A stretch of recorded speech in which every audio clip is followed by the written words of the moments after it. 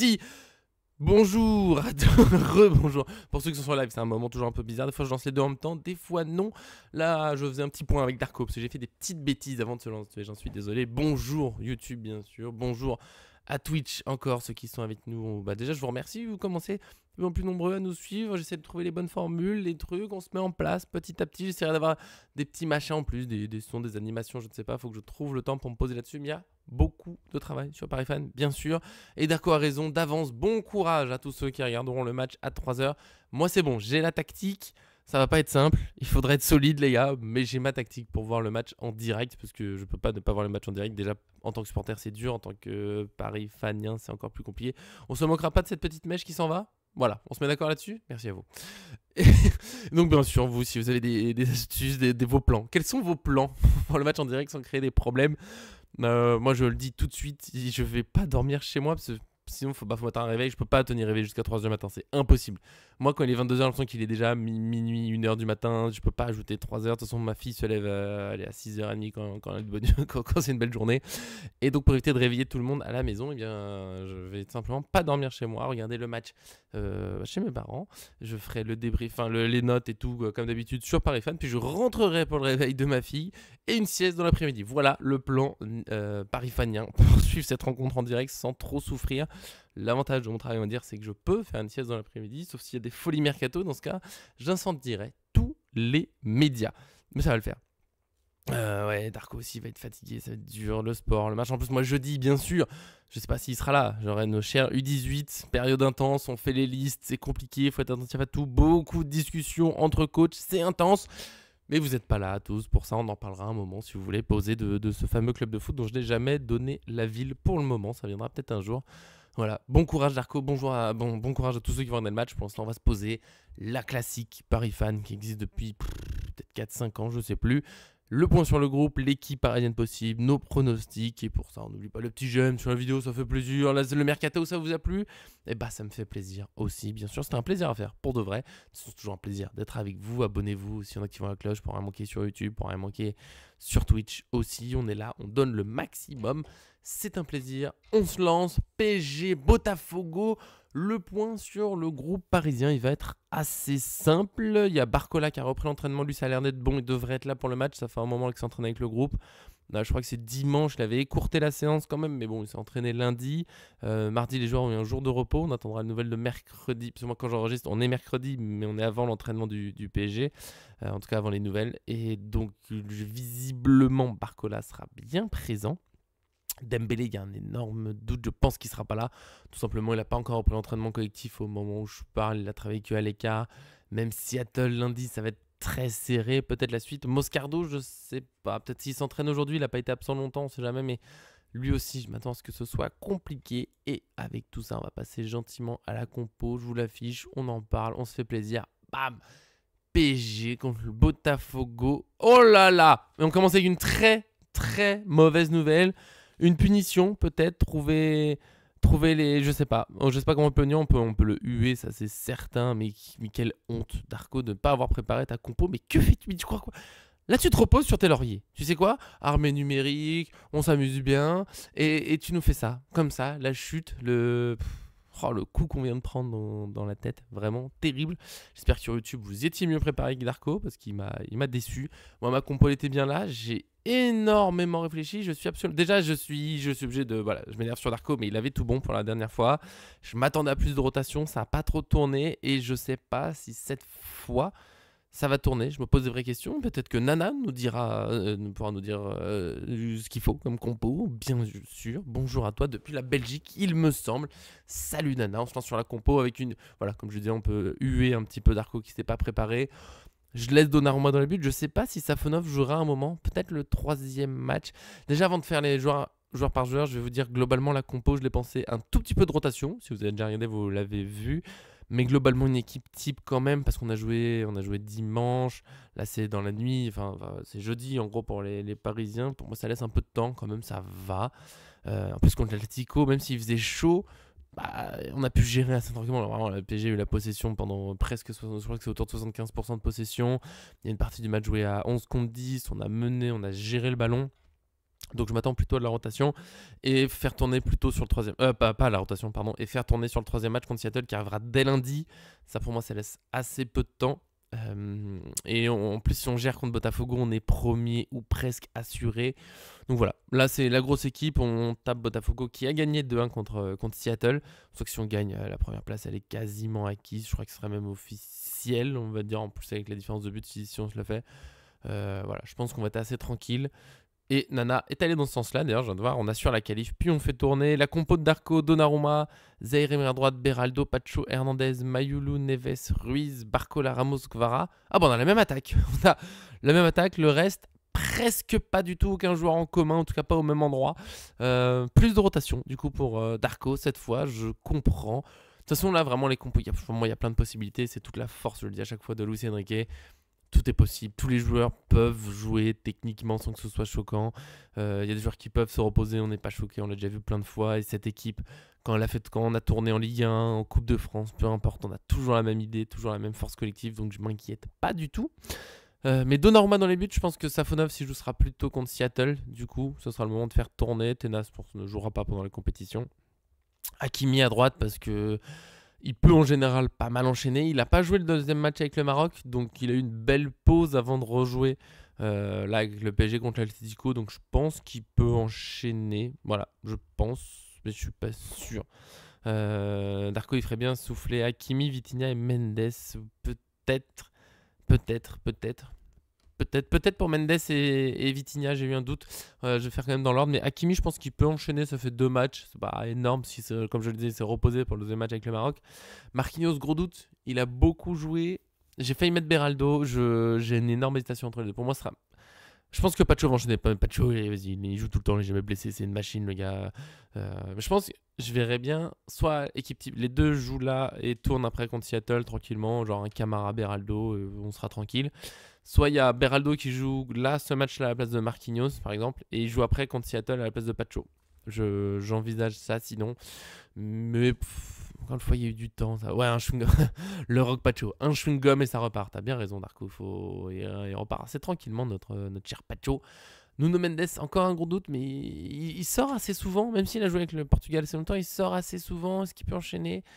Est-ce que Lucas Hernandez pourrait pas être titulaire? C'est très très dur, je trouve, la compo. Lucas Hernandez pourrait aussi démarrer. Vraiment, ça me choquerait pas du tout. Pour moi, c'est complètement faisable. Donc, à voir. Vraiment à voir. Mais bon, je suis parti, voilà. Comme je le disais, je suis parti sur l'idée. Équipe type. On assure la première place. Après, on fait tourner tranquillement. Donc, voilà. Et Darko, voilà, il a la même idée pour Beraldo. C'est tout à fait possible. Au milieu de terrain, j'ai laissé Vitinha. Pour moi, on en fait tourner un peu sur ce match-là. Vitinha il a beaucoup joué, mais c'est dur de les sortir. Nos joueurs sont quand même très forts. Je ferais bien jouer un peu Zaire Emery. Je trouve qu'il est bien rentré contre l'Atlético. Très belle entrée. Ça serait sympa qu'il joue. Faut qu'il prenne du rythme aussi. De toute façon, c'est. Voilà, faut faire tourner un peu au milieu parce que les faire jouer tous les trois, les faire tourner tous les trois d'un coup, ça fait peut-être un peu beaucoup. Donc là, voilà, Neves qui sort, qui rentrerait peut-être. Je vous le dis, pour moi, Neves pourrait rentrer à la place de Hakimi. Plutôt que au milieu. Il pourrait rentrer à la place d'Hakimi pour le faire souffler. Ça dépend aussi de comment ça se passe. Bonjour Ramsès qui arrive à ce moment-là, messieurs les champions d'Europe. Mais il n'y a pas mieux comme surnom. Voilà. Mais Neves, pour moi, rentrerait en latéral droit. Et au milieu, on peut faire rentrer les Mayulu, Lee, pourquoi pas. Lee, il est déjà rentré un peu à la place de Vitinha. C'était assez particulier. On était tous surpris la première fois, mais ça n'a pas trop mal marché. Donc pourquoi pas un Lee qui rentre au milieu de terrain. Si Moscardo n'est pas prêt, sinon j'aimerais bien qu'il joue un peu, mais j'ai peur qu'il soit pas prêt. Donc voilà, des remplacements, Vitinha, Ruiz, genre 60e minute, on fait rentrer Mayulu et Lee. Et on finit avec un milieu de terrain, Zaire Emery, Lee et Mayulu. Pour moi, ça peut carrément le faire. J'ai hésité en attaque aussi, bien sûr. Doué pourrait jouer, il n'y a pas de souci. Mais Barcola revient, faut qu'il joue aussi, ce serait sympa. Et Doué, bon, il peut souffler un peu, il a pas mal joué. Même s'il était remplaçant avec l'équipe de France, mais bon, il joue quand même beaucoup depuis un moment. Kvaratskhelia n'a pas joué du tout avec la Géorgie. Pour moi, c'est l'un des joueurs les plus prêts à enchaîner. Voilà, sauf s'il s'est épuisé contre l'Atlético, mais il a quand même vraiment pas joué lui pendant la trêve, donc je pense qu'il peut jouer les 2 matchs. Et Ramos, faut qu'il profite au maximum. Dembélé est pas là. Si ça peut être Doué en faux neuf, je l'envisage complètement. Mais si Ramos ne joue déjà pas ce match, Ça veut pas dire qu'il partira forcément. Je veux pas trop penser au mercato, mais quand même, ça ne sentira pas bon pour lui. C'est-à-dire que vraiment, faut qu'il y ait pas mal d'absents pour qu'il démarre. Ça serait dur pour lui, ça lui ferait du bien d'enchaîner un peu. Il a très rarement, très rarement. Faudra peut-être retrouver combien de fois depuis 2023 est-ce que Ramos a eu 2 titularisations d'affilée. C'est super rare, c'est dur pour lui. Donc je trouve que ça serait pas mal, même peut-être contre Seattle. Je sais pas s'il peut faire les 3 de suite. Il y a Nana qui annonce déjà très fort. Tu nous gardes ton score pour tout à l'heure pour les applaudissements et autres. Mais un doublé de Ramos, j'aime beaucoup l'idée. Voilà, je pense que Barcola, Ramos, Kvaratskhelia c'est bien complémentaire. Doué qui rentre à la fin à la place d'un Gvara. Mbaye qui remplace Barcola ou Ramos en fonction des états de forme. Je pense que ça peut être mal. Peut-être à la place de Barcola. J'aimerais bien que Ramos ait 90 minutes, ça ferait du bien pour le rythme. Mais voilà, j'ai donné déjà 4 remplacements, je crois. Et là, je dirais Beraldo ou Hernandez qui rentre. Mais je réalise que j'ai mis une compo. Beraldo sera possiblement titulaire. Pour moi, c'est du 50-50. Et si Beraldo titulaire, c'est Lucas Hernandez qui rentre en cours de match. Je pense qu'on est bien. Et Camara jouera plutôt contre Seattle. Je pense que c'est possible. Voilà. Mais bon, on verra. Comment ça, le pire, c'est que c'est possible, Darko, pour le donner Ramos? Mais oui, Ramos, t'inquiète, il va marquer. T'inquiète, ça va le faire. Sois pas trop dur avec lui, sois gentil avec notre petit Gonzalo Ramos. Donc voilà pour cette compo. Dites-nous bien sûr sur là dans le live, vous êtes déjà avec moi, mais sur YouTube, n'hésitez pas à dire ce que vous en pensez. Darko m'a bien fait hésiter avec Beraldo. C'est vrai que j'aurais peut-être pu mettre Beraldo. Mais voilà, je pense que cette compo, elle est bien possible. Après, on verra. J'ai même donné les changements. Maintenant, j'en suis là. Je suis un peu foufou. Ça fait peut-être beaucoup d'avance. Mais je pense que ça peut le faire. Ouais, Darko, je me vexe pas. T'inquiète pas, je m'énerve pas. Excusez-moi. Oui, ça dépend du score, les remplaçants. Même si on a déjà vu que Luis Enrique, il y a une gestion qui est prévue. Quand c'est une gestion physique, le score, pas le score, c'est pas grave. C'est aussi une façon de faire confiance aux joueurs. Si tu dis à un Mayoulou, ouais, c'est possible que tu joues le prochain match, et puis finalement, parce qu'il y a 0-0, tu le fais pas rentrer, tu lui dis un peu, bon, t'as le droit de jouer, mais que quand c'est galère. Alors que pour moi, Mayoulou, il peut rentrer à tout moment. Il aurait été titulaire contre l'Atlético, j'aurais même pas râlé. Mayoulou, il est trop fort, c'est tout. Voilà. Oui, il n'était pas fou contre l'Atlético, Ramos, oui, mais là il va marquer doublé. On va passer tranquillement bientôt au prono. D'abord je me replace déjà sur ma chaise parce que j'ai mal aux pieds, c'est pour ça que je continue chez le kiné. Pardon. Et petite présentation de Botafogo, même si vous voulez peut-être faire 2 petits mots encore sur la compo, mais je pense qu'on n'est pas. Oui, Mayoulou il rentre en finale. Tu vois, quand il y avait 3. Quand il rentre, je sais plus si déjà 3 ou 4-0, je crois qu'il y a déjà 4-0, j'ai un doute. Mais John, Botafogo, quelle retrouvaille. Quelle folie. Mais la compo, je pense qu'on est pas mal. Je finirai juste. Désolé, petit mot en plus. Si jamais, par exemple, Mayoulou est titulaire à la place de Ruiz, par exemple, ou Vitinha, ça me choquera pas du tout et je serais très heureux. Ce qui me ferait du mal, entre guillemets, c'est Ramos pas titulaire. Je trouve que ça serait quand même un assez mauvais message pour lui. J'aimerais beaucoup que Zaïre Emery soit titulaire pour le coup après son entrée contre l'Atlético, même si ça peut être Mayoulou, ça peut être les deux, bien sûr. Voilà, je pense que c'est mes points clés. Et Kvaratskhelia, je serais très surpris qu'il démarre pas alors qu'il a pas joué du tout avec la Géorgie. Voilà, pour moi c'est pas mal, j'aime bien, comme ça. Et on passe, présentation de Botafogo, Darko nous a déjà un petit peu lancé sur le sujet, je remets l'image d'avant, vous allez voir pourquoi. Pour se rappeler, pour ceux qui y arrivent, hein, comme ça ils voient le sujet, composition et les pronos, bien sûr, on y va sur Botafogo. Donc oui, je disais, Darko a déjà un peu lancé le sujet. John. Pourquoi John? Il est pas là aujourd'hui, il pouvait pas. Mais c'est John Textor qui est partout. Actionnaire minoritaire de Crystal Palace. Il est aussi propriétaire, donc actionnaire majoritaire à Botafogo, bien sûr. Et on le sait, pour ceux qui n'ont pas fait le lien, c'est le président de l'Olympique Lyonnais, aussi propriétaire majoritaire de l'Olympique Lyonnais. On a le fameux John Donne, hein, la réunion avec Nasser Al-Khelaifi sur les droits TV en France, qui a mal tourné. Ça a fait tourner un documentaire. Je trouve que finalement, ça a fait beaucoup de bruit pour pas grand-chose. Il n'y avait pas tant que ça en fait finalement dedans, mais à part cette dispute voilà qui est on va dire un peu amusante. Après il y avait un Lyon PSG, bien sûr le documentaire sort juste avant, qu'est-ce que c'est bizarre. John qui arrivait avec son chapeau de cow-boy, bon, mais depuis les médias ont beaucoup souligné que c'était un peu enterré cette histoire, ils se sont revus, se sont serrés la main, tout va bien. Moi j'oublie pas voilà quand même que Textor il en a mis beaucoup sur le PSG, un peu c'est de leur faute si le foot français il avance pas, si machin, si truc. Ouais, c'était divertissant, Darko, la réunion. Je trouve qu'on a fait tout un truc, genre ça allait être des exclusivités de fou. Limite, on allait découvrir un monde du football terrible, machin. En fait, bon, voilà, c'était une réunion qui tourne un peu en mode collégien, parce qu'il y a de la colère et de la tension, mais il n'y avait rien. Il n'y avait rien. Donc ouais, moi Textor, j'oublie pas toutes ces piques contre le PSG, j'oublie pas que quand Botafogo gagne au Brésil, il dit voilà maintenant on attend la petite équipe du PSG avec un petit sourire, genre je fais une blague, mais en même temps j'ai joué un peu orgueilleux, très états-unien je trouve comme déclaration au passage. Oui, j'essaie de dire bien états-unien, petite digression, attention, soyez prêts. Si vous voulez passer dans une minute, bah cliquez dans une minute. Ceux qui sont dans le live, je suis désolé, allez chercher de l'eau. J'essaie de m'appliquer à dire états-unien parce que mine de rien, américain, qui est bien sûr l'appellation commune, et je comprends et je corrige pas les gens quand ils disent américain non plus, j'en suis pas là à faire chier tout le monde. Mais américain, c'est pour l'Amérique. Et l'Amérique, c'est Amérique du Nord, Amérique du Sud, Amérique centrale. Enfin, c'est le continent, quoi. On dit bien canadien et pas américain, alors que la taille du pays est à peu près la même. Je ne suis pas spécialiste sur taille du pays, donc m'emmerdez pas. Et en fait, d'où ça vient aussi, voilà, j'essaie de faire attention. J'ai un ami mexicain. Et lui, ça l'horripile quand on dit américain pour états-unien. Puis non, non, non, moi je suis américain, mais je suis pas états-unien. Le jour où je peux être états-unien, on verra. Mais pour l'instant, j'ai pas le droit du tout. Et oui, oui, mais bien sûr, bien sûr, américain. Mais américain, c'est l'appellation commune, je comprends. Bien sûr, j'utilise aussi des fois, mais j'essaie de dire états-unien. Des fois, les gens me disent, qu'est-ce que tu dis n'importe quoi. Je sais pas, quand tu dis français, pas européen. Bah voilà, c'est pareil. C'est tout simplement pareil.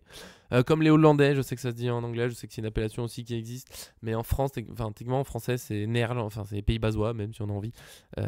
Voilà, je m'arrête là-dessus. Pardon pour la digression, ceux qui ont sauté sur YouTube, bravo. Je sais pas si on mettra le timecode parce que quand je dis que je vais le faire, j'ai oublié de le faire. Là, je promets rien, et donc j'en sais rien. Reggie Sauvage, il arrive d'un coup, ça fait très longtemps qu'on t'a pas eu en live, donc plaisir, rebonjour parmi nous. Alors tu dis que t'es à l'heure. Qui lui dit qu'on a lancé il y a 18 minutes et qu'on a déjà fait la compo? Je te la raffiche très vite pendant que je parle, mais on a fait la compo. Désolé, je te laisse donner un avis. On refait un petit résumé pour ceux qui n'avaient pas suivi, ceux qui étaient allés partir Bordeaux, qui ont oublié la compo. Moi, je suis parti sur pas trop de rotation, mais on verra. Donnarumma dans les buts, Hakimi arrière droit, Marquinhos défenseur central, Pacho avec lui, Nuno Mendes, Zaïre Emery, Vitinha, Ruiz au milieu, Barcola, Ramos, Kvaratskhelia. Désolé si tu pourras pas trop parler. Si je reparle de la compo, là, les gens sur YouTube vont devenir fous, vont dire mais c'est pas vrai. Voilà, on va pas faire trop de folie. On est champion, mais bien sûr, mais quel bonheur. Ils ont un John à Botafogo, oui, le gardien, c'est vrai.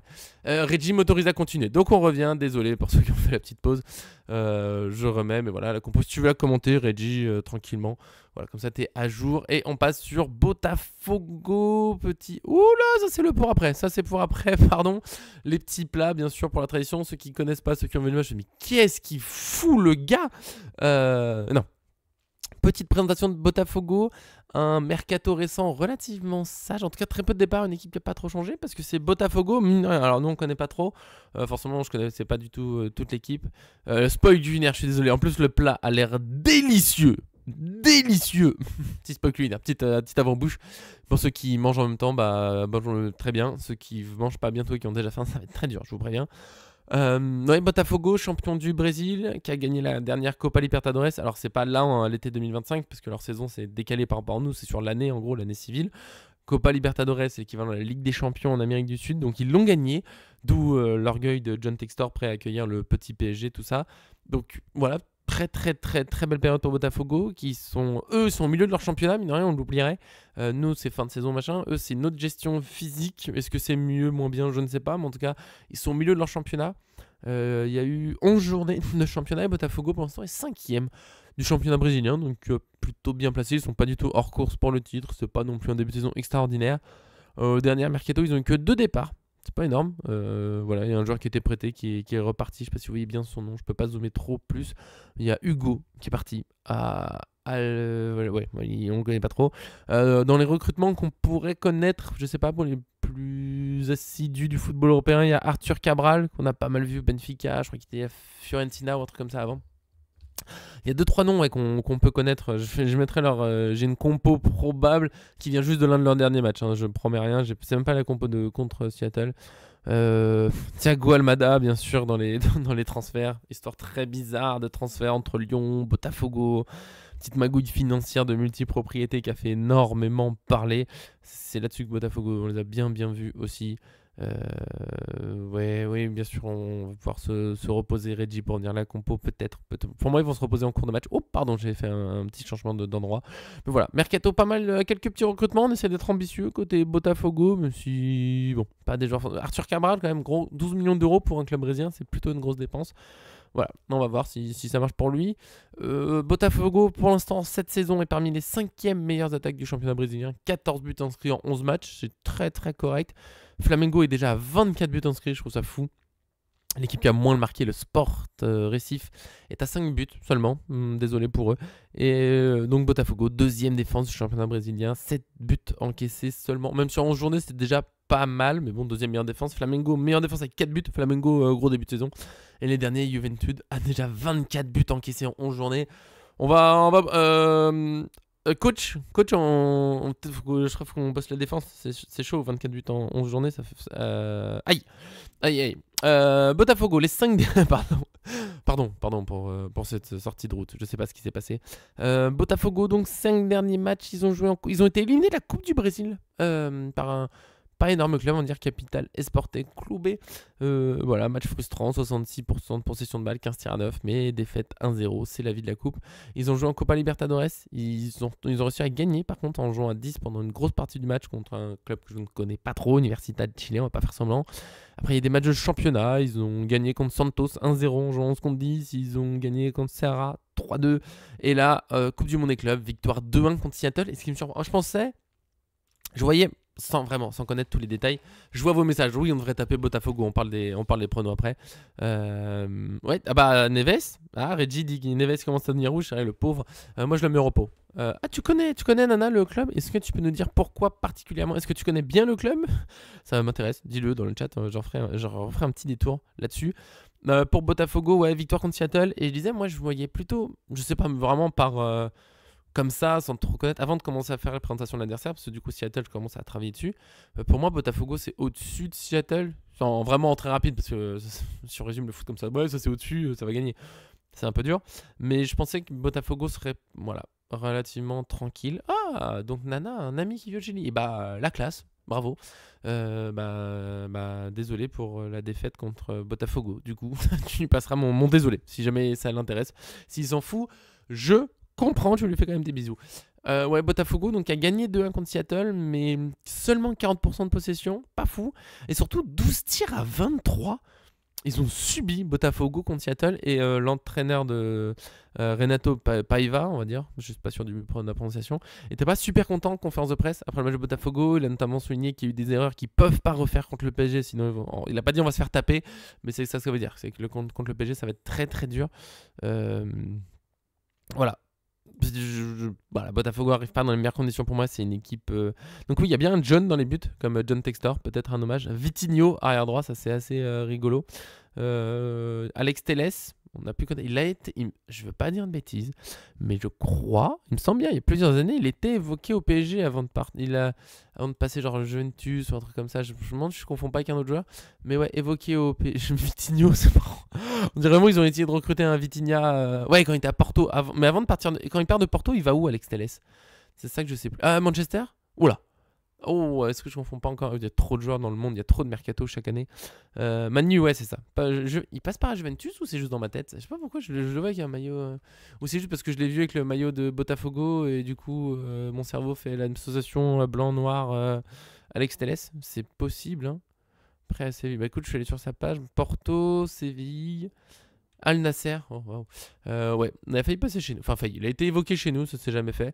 Voilà, petite retrouvaille pour les assidus du football européen, par exemple. Pareil, vous connaissez Alex Telles, vous avez déjà vu, peut-être aussi des compétitions avec le Brésil. Voilà. Sinon, honnêtement, l'effectif, on connaît pas trop. Il y a Arthur, là, du coup, je pense que c'est Arthur Cabral.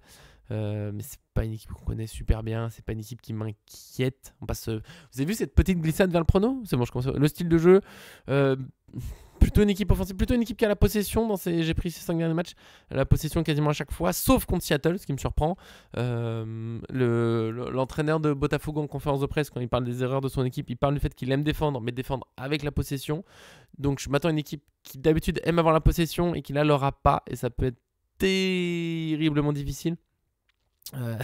Je suis pas super confiant pour eux parce que quand une équipe qui a l'habitude de défendre bas, par exemple défendre en bloc et tout, qui joue contre le PSG, au moins elle est dans ses habitudes et c'est moins dur de s'adapter, même si le PSG reste très dur à jouer. Là faudra s'adapter, ils aiment pas trop défendre sans la balle. Contre le PSG ça va être dur. Il y a personne qui prend la position PSG sauf il y a eu dans la saison, mais aujourd'hui révision de position peut-être le Barça, peut-être le Bayern. Arsenal a pu un peu, sinon c'est vraiment dur dans la possession. Donc Alan, waouh, 80-100 millions, c'est vrai. Reggie le Sauvage, j'ai commencé à lire le faut respecter Botafogo, j'ai dit oui, faut être tranquille sur le score. 8-0. Faut respecter Botafogo, 8-0. Je pense que c'est abusé. Je l'aimais pas comme un Auckland City, là, que le Bayern a lessivé. Oui, c'est ce que j'ai dit, Anna. Je pense qu'à l'époque, il y a des clubs qui ont pu rivaliser. Je pense qu'aujourd'hui, il y a très peu. Franchement, Bayern, Barça peuvent peut-être rivaliser dans la possession. Arsenal l'a fait par moment contre nous. Liverpool a souffert. Donc voilà, je pense que Botafogo, enfin clairement, on aura la possession de balle. Je pense qu'on va gagner assez tranquillement. Ouais, Darko, j'en joue plutôt ça. 4-0 contre Botafogo. Seattle, je sais pas si on jouera à fond. Mais allez-y sur les pronos, on est parti, on a fait notre équipe, on a fait la préparation de l'adversaire. Et très bientôt, il faut que je parte chez le kiné, ça m'embêterait d'être en retard.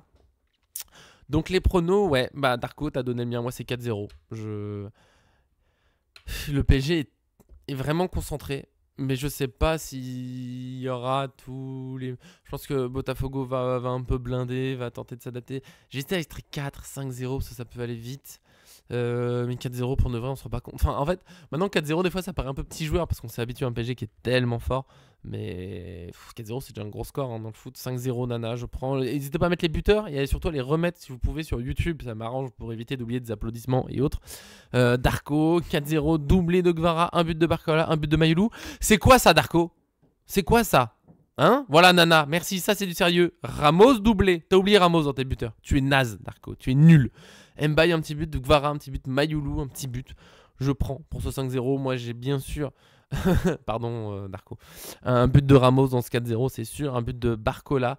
On est déjà à 2. Gvara, parce qu'avec ses frappes, voilà, ses habitudes de frappe, forcément mettre 1. Et vous savez quoi, 4ème buteur? Un petit Zaïre Emery qui nous met. Ça fait longtemps. Mayoulou, il marquera pas cette fois. Par contre, il mettra un doublé contre Seattle. Je me spoil. Je vous le dis, il mettra un doublé contre Seattle. Mais je vois bien Zaïre Emery mettre une petite frappasse. Je sais pas. Un petit truc, entrée de surface. Vous savez, il a une frappe un peu genre même sèche. Il met pas trop d'effet. Lui, c'est un peu le truc sec. Je vois bien un petit but comme ça, un petit but sec de Warren. Ouais, mais justement, parce qu'il tente plus beaucoup sa chance, là, ça va venir. Cette fois, ça va le faire. Cette fois, c'est bon. Cette fois, il est là, mon Warren. Il va mettre son petit but. Donc voilà, 4-0 là-dessus. Pour rappel des règles, parce que là, les habitués, bien sûr, ils sont lancés. C'est des fous. Le bon score, le jour du débrief, donc ce sera lundi. Je dis votre pseudo, ce sont des applaudissements, évidemment. Et Darko a déjà gagné ce grand bonheur. Je sais plus qui d'autre. Non, c'est pas Nana, j'ai un doute. Ou c'était pour autre chose. Si vous avez le bon score, et à la moitié des buteurs, parce que tous les buteurs, on a fait ça pendant un moment, c'est trop dur. Par exemple, Nana, elle a mis doublé de Ramos. S'il y a le score et doublé de Ramos, c'est une chanson. Pareil pour Darko, il m'a dit un doublé de Gvara, c'est une chanson. Ou s'il y a un but de Barcola, un but de Mayoulou, 4-0, c'est une chanson pour Darko. Vous avez compris l'idée. En gros, la moitié des buteurs, le score. Oui, Nana, je suis sûr qu'il y a eu une chanson, mais j'ai un doute si c'était pour un score ou pour avoir deviné un âge. Parce que je fais des chansons un peu pour rien. Darko, il a eu la chanson, Nana a eu la chanson. Je pense qu'ils peuvent témoigner en direct que c'était un pur bonheur. Les gens dans les commentaires étaient comme des fous. Il y a eu des ouais Nico, chante encore, vas-y, c'est extraordinaire, mais waouh, mais comment tu fais? C'est toutes les voix de la chanson française réunies dans un glooby terrible. Pardon. Oui, j'ai eu une chanson moi aussi par John, mais là dans la chanson c'est au moins. Oui, c'est à vivre dans. Merci Nana, c'est à vivre au moins dans sa vie. Je crois que ça pourrait être le titre de la vidéo. Je mettrai en miniature. S'il y a le. Si je fais une chanson la prochaine fois, à vivre au moins une fois dans sa vie. Ce grand moment où je chante. Donc essayez de gagner ça serait un bonheur. Évidemment, de toute façon, comme ça on discute. Moi, je vois un peu à quel point vous êtes confiant. On a un Reggie qui s'est lancé sur un 7-0, 8-0, 7-0. J'ai pas eu les buteurs. Il me faudra des buteurs hein, pour une chanson. Ça, c'est pas juste un score, attention. Voilà, une expérience inoubliable. Je crois que je pourrais en faire une maison d'hôtes où les gens viennent juste pour ça, pour que je leur fasse des chansons toute la nuit, je pense. Ça sent que... Ah, j'ai pas précisé, mais j'évite de regarder les scores avant le débrief, donc je parle avec vous, mais après bon, j'oublie un peu qui a dit quoi, j'essaie de pas trop m'en rappeler, et j'essaie au maximum de regarder sur le moment, juste pour le débrief, pour pas avoir le temps de penser à des paroles, et c'est une chanson improvisée. Attention, a cappella bien sûr, parce que je ne joue pas d'instrument, sauf si le monteur, notre cher Guénaï, rajoute de la musique, c'est a cappella, improvisé, c'est bonheur, des fois je fais un peu des applaudissements en même temps comme ça, bam bam, c'est incroyable. Et pour finir sur les traditions Paris fan pour ce grand PSG Botafogo, la petite tradition qui fait plaisir, lancer, attention à un moment qui fera plaisir à je pense beaucoup de Français, un mondial 2018 où ma femme voulait pouvoir trouver un intérêt au foot, c'est un plat de l'anniversaire. On commence à ce moment-là, c'était l'équipe de France, les Pays-Bas et autres. Oui, il faudrait. J'ai failli apprendre à faire de la basse. C'est une histoire que je raconterai peut-être un jour. Je suis passé à 2 doigts d'être un joueur de basse, et puis ça s'est pas fait. Oui, donc la tradition, un plat de l'équipe adverse quand on est en Ligue 1, par exemple, si c'est Auxerre, on essaie de manger un truc bourguignon. Et là, vu qu'on est au Brésil, non, je raconterai une autre fois parce qu'il faut vraiment que j'aille chez le kiné. Après, j'ai pas le temps. Mais hésite pas un jour où je sais pas, on fera peut-être un live. J'ai dit un jour, on fera un live posé où on parle de ce que vous voulez. Hésite pas. Mais là, j'ai pas le temps de parler de cette expérience presque bassiste, mais non. Ouais, ça s'est pas fait. Bref, donc là c'est une équipe brésilienne, cuisine brésilienne, et j'ai un coup de cœur d'avance. Bon, alors la prononciation, les gars, je parle pas portugais, je le comprends un petit peu. Tiens, je me suis surpris là maintenant à force d'entendre de l'espagnol, de l'italien, de parler français évidemment, et de noter des fois du portugais, mais genre, en ayant la traduction. Ben, je réalise que je commence à comprendre un peu parfois. Attention, c'est vraiment pas, je parle portugais, me lancez pas sur une phrase en portugais, ça sert à rien. Mais il y a des trucs que je comprends. Ça pouf, tout seul, je connais ça. Et donc, on va dire Ferroada. Je sais pas, je suis nul en prononciation portugais, c'est vraiment pas mon truc. Mais ça a l'air délicieux. Pour le site, je suis sur Tourlan. Voilà, je connaissais pas. Mais les plats ont l'air sympas. Ferroada, ragoût de viande de porc ou de bœuf et de haricots. Agrémenté d'autres ingrédients, bien sûr. Les plus fous, mettre des tranches d'orange et une sauce au poivre piquante. Je ne ferai pas cette dernière partie parce que je suis pas résistant au piquant, donc ça se fait pas. Mais regardez-moi cette image qui est extraordinaire. Alors, désolé pour tous les végétariens, il y a d'autres plats après, promis. Mais cette image, moi, pouloulou quitte à se faire plaisir, quitte à aller regarder un match à 3h du matin, les gars, avoir mangé ça avant, ça met de bonne humeur. Il y a ça aussi, Quindim. Un dessert, du sucre, du blanc d'œuf, de la noix de coco moulue. Franchement, je pense que ça peut être très bon. Voilà, ça a l'air assez sympa. Bon petit dessert, assez tranquille. Je dis oui aussi, mais bon.